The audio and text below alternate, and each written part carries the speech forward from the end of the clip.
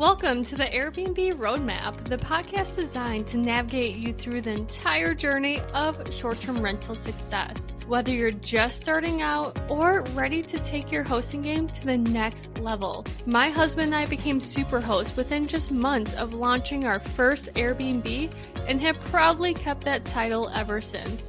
With over 350 reviews and an overall 4.95 star ratings, we picked up a hack or two I'm excited to share with you.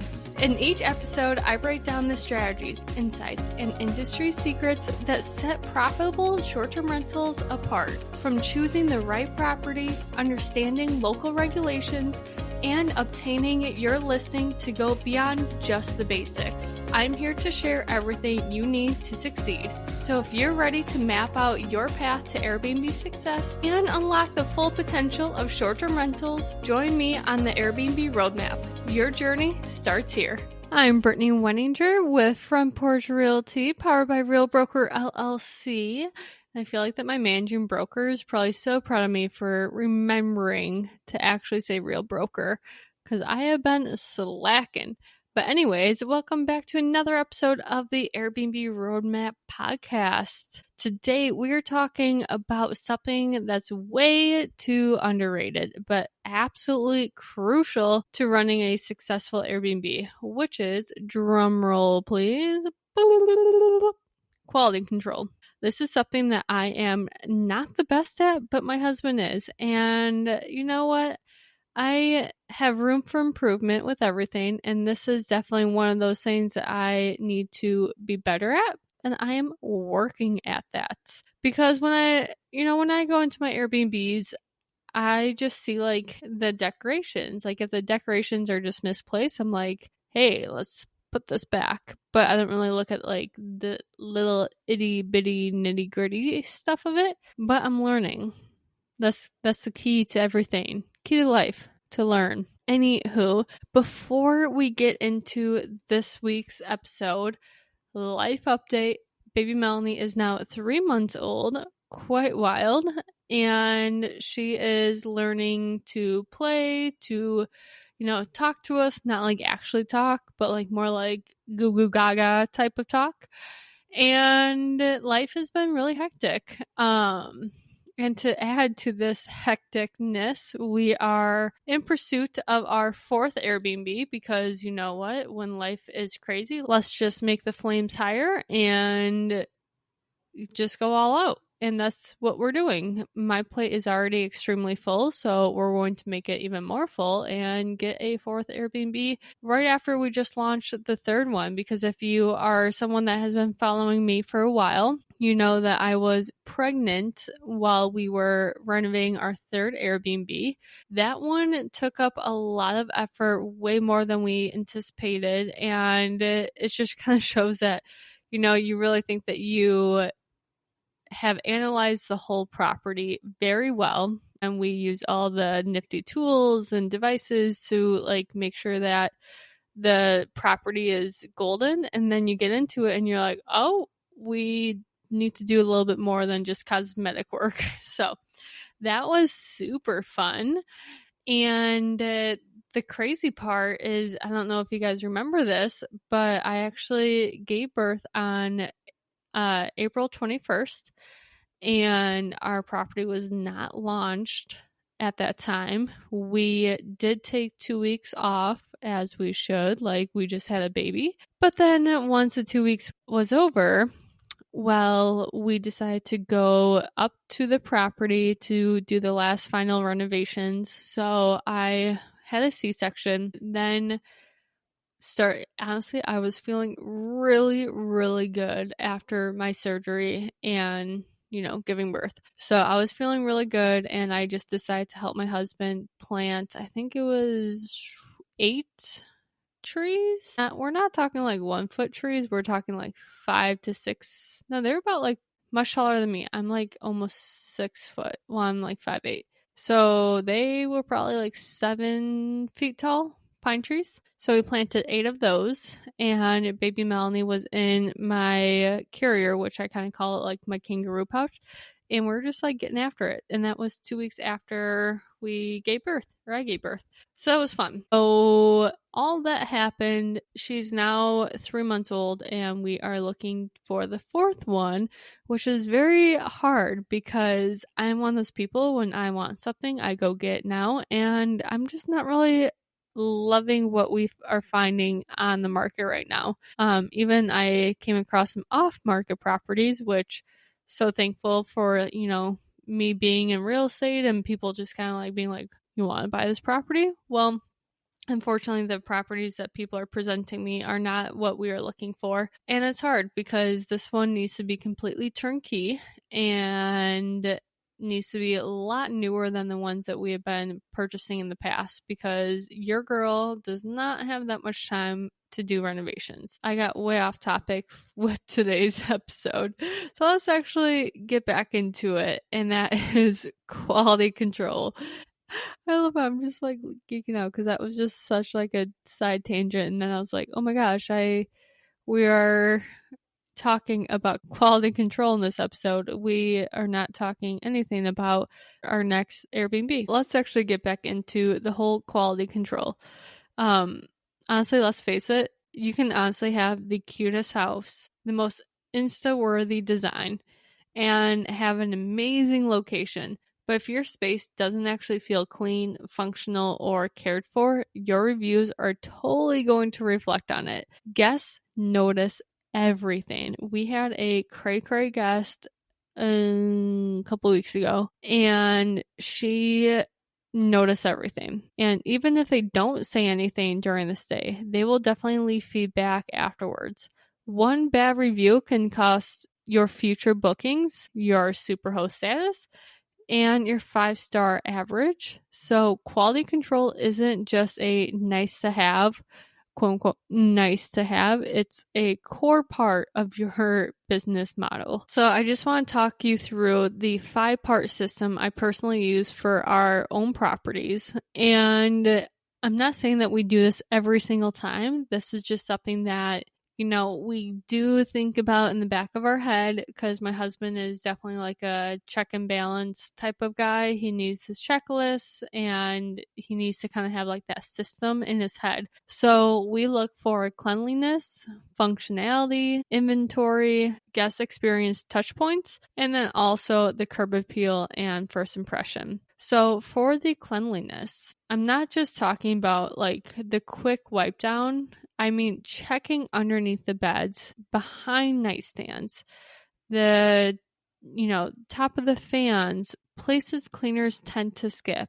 Fingerprints on mirrors, dusty baseboards, crumbs in the drawers, those things matter. I've had guests really honestly give me some feedback about the smallest things. So for example, there was crumbs in the trash can, and it's like, when I say in the trash can, it's not in the bag. Like, you take the bag out and then crumbs are on the bottom of the trash can. So I had guests mention that, which I mean, honestly, kind of gross.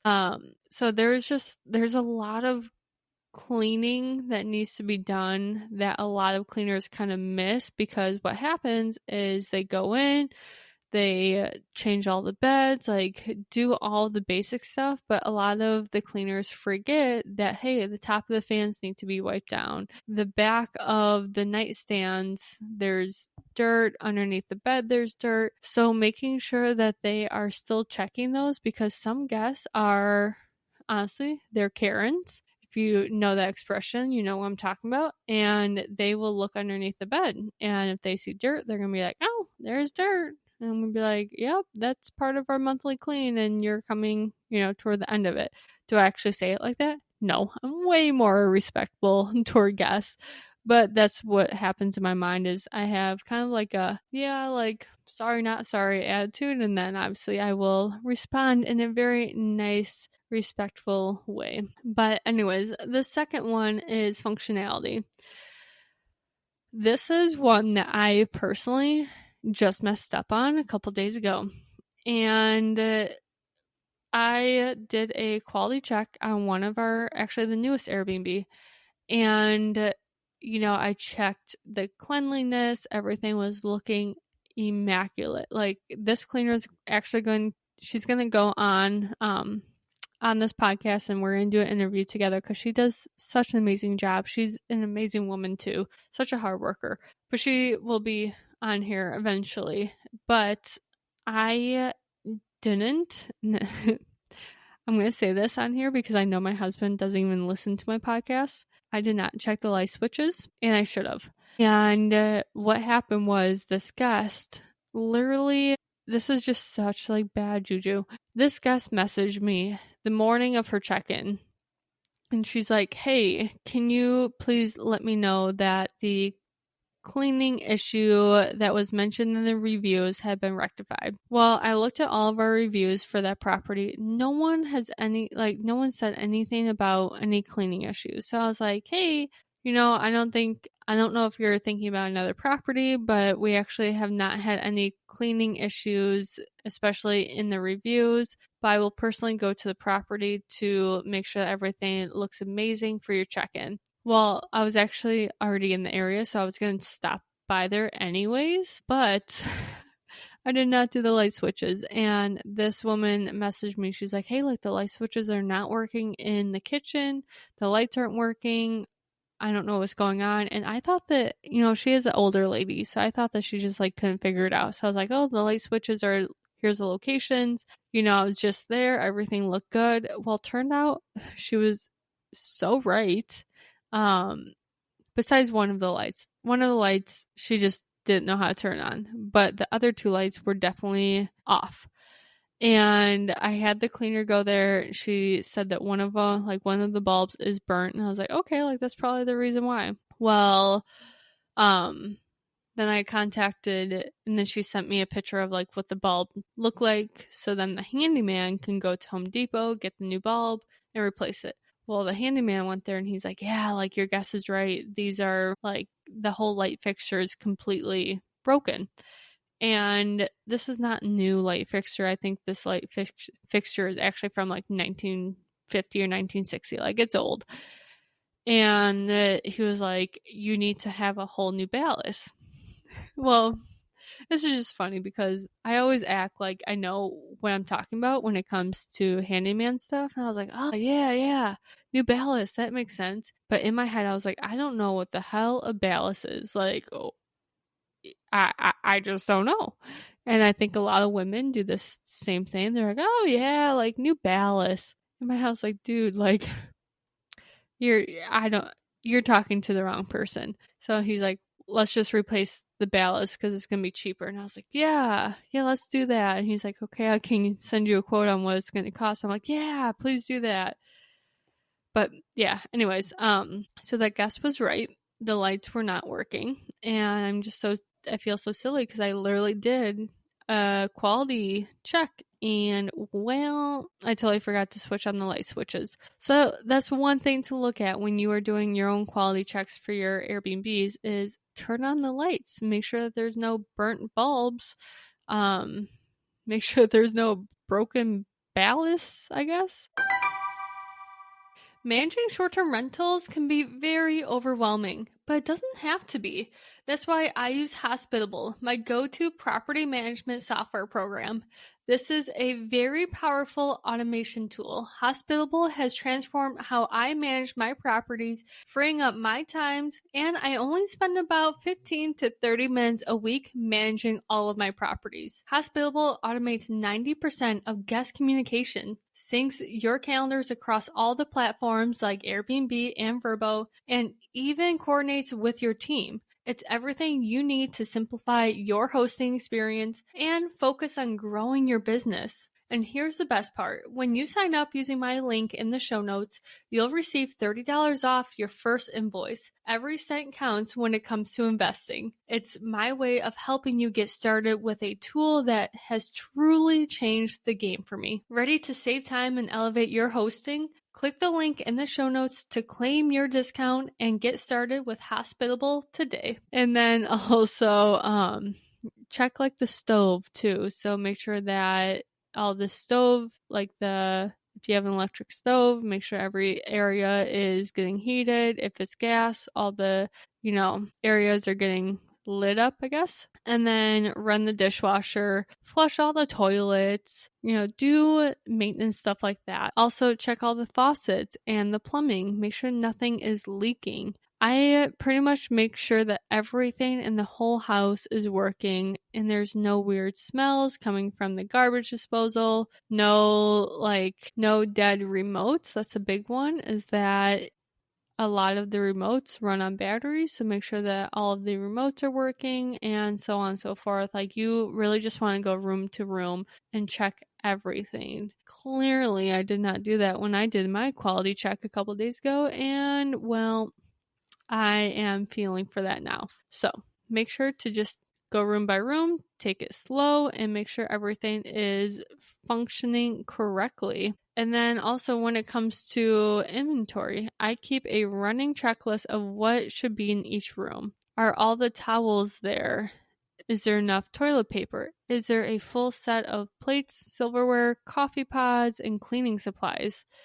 And this is a big one. Are all the items you listed on Airbnb profile actually present in the home? It sounds simple, but I can't tell you how many times I've seen hosts get dings in reviews because the listing said Keurig and all that was there was just a normal coffee pot. So if you are someone like Clay and I, and we actually are getting rid of all of our Keurigs, make sure to take it off of the Airbnb listing.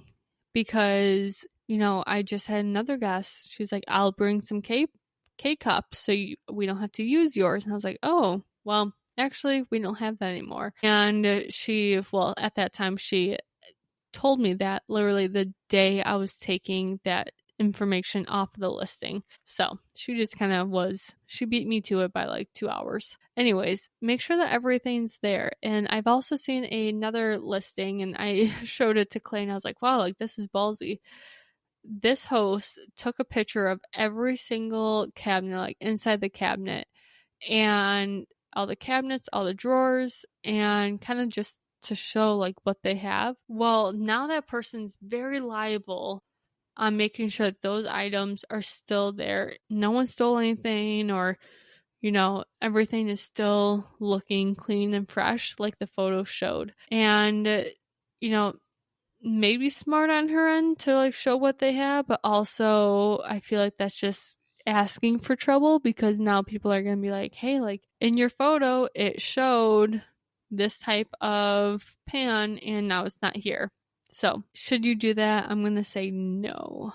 You can list everything off. I just wouldn't show it like on a photo. But also just make sure that like your towels are in really good shape. I know a lot of our towels get destroyed. They have big holes in them and, some black on the white towels. So just make sure that all the towels are looking great and everything else is, looking quality and fresh. Now the fourth part of the quality check is all about guest experience touch points. Is the Wi-Fi instructions easy to find and accurate? For us, we have our Wi-Fi information on the refrigerator. So is it still there? Is all of your QR codes still working? Is your welcome book updated and helpful? And what is the look of your welcome book? Is it now really grimy and gross, or does it still look very fresh? If you are someone that has a scent diffuser, making sure that is still full and that the home smells fresh, not like strong chemicals or anything like that. We want to make sure that is smelling clean and inviting. So just making sure that all of the guest experience touch points are still doing its job and, it looks good. And finally, the fifth point is the curb appeal and first impression. The outside of the home matters just as much as the inside. Is the grass cut? Porch swept? Are outdoor lights working? Is the keypad easy to use? And is there a backup key anywhere in case the battery fails? The guest experience starts before they even walk in, so make sure that's seamless. I know when I went into one of our properties, right when I pulled up, the grass was so long. And I told this cleaner, different cleaner, we have 3 cleaners, we have 3 Airbnbs, makes sense, right? Yeah. I told this cleaner, I was like, hey, when are you gonna, because he also cuts the grass. It's like, when are you gonna cut the grass? Like, this looks straight up terrible. First impression matters. This is not a good first impression. And he was like, oh, I can go today. And I thought that, you were on once every 2 weeks, like every other week. And I was like, no, we never said that. We always just said like once a week. And, if it gets long, cut it. I had to have that discussion with him of like, hey, like, first impression really matters. And the second I drove up to our house, it looked really rough, not gonna lie. So making sure that the grass is cut is, very crucial.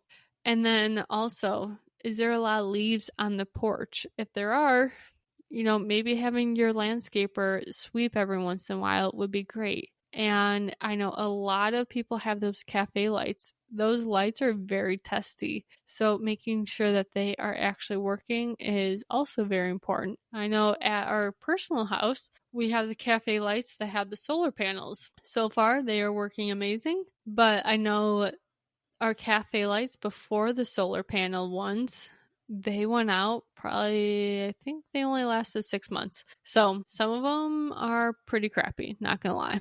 Now, I know all this may sound like a lot, but the truth is, it does become second nature once you actually have a system. You could, in your personal properties, is use a Google form checklist that the cleaner fills out after every turnover. Now, we personally don't do that because I know our cleaners are kind of just like in their own, they have their own system and they don't need to complicate it with another Google form. But if you are someone that loves systems and is using a brand new cleaner that they're not really like comfortable with, you can absolutely have them fill out that Google form checklist and just, to kind of keep an eye on them. I personally use the app called Turno, formerly known as Turnover B&B, to manage the scheduling. They do have an inventory feature in there. We don't use that.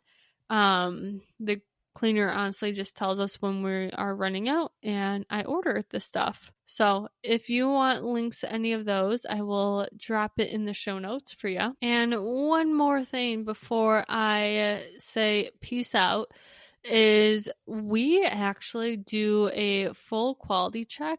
We try to do it once a quarter. In the summertime, we are actually at our properties a lot more than the wintertime. So we kind of just do them once, I would say once a month is pretty accurate. Now, the whole once a month, we don't say like, hey, like the first Thursday of every month, we need to go check them out. No, it's kind of like, hey, if we need to go up there to do some maintenance, might as well just do a quick quality control. One of our properties is very hands off. We have a handyman, we have the cleaner, we have the landscaper. Well, actually, 2 of our properties are like that now. And we don't really go there as much because they are further away. But when we do a quality control, we are making sure to be very detailed, not like the one I did a couple days ago. Oopsies. But overall, like running a high quality Airbnb isn't just about being perfect. It's about being intentional. And, things are going to pop up and guests are going to say something about, something in your property. That's just kind of a given. Everyone is very nosy. They will find stuff to mention. And when that happens, just, apologize, say, yep, I will definitely work on that. And be really great with communication. Once you have communication, then you are golden. And that's Clay that just walked through the door. And it is 3:47. I thought that he was going to be home at 4:30. So that's why I'm wrapping up this episode of the Airbnb podcast, because he is now looking at me and smiling. And now I'm very nervous. Till then, I will see you next time. Thanks for joining me on the Airbnb Roadmap. If you're loving these episodes and want to keep the conversation going, be sure to subscribe, leave a review, and share this podcast with someone who's ready to dive into the world of short-term rentals. Got a question or topic you would love to hear about? reach out. This podcast is all about learning and growing together. And don't forget to follow me on Instagram, the Airbnb Roadmap Podcast, for more tips, tricks, and behind-the-scene insights. Until next time, here's to turning your short-term rental dreams into thriving realities. I'll see you back here soon.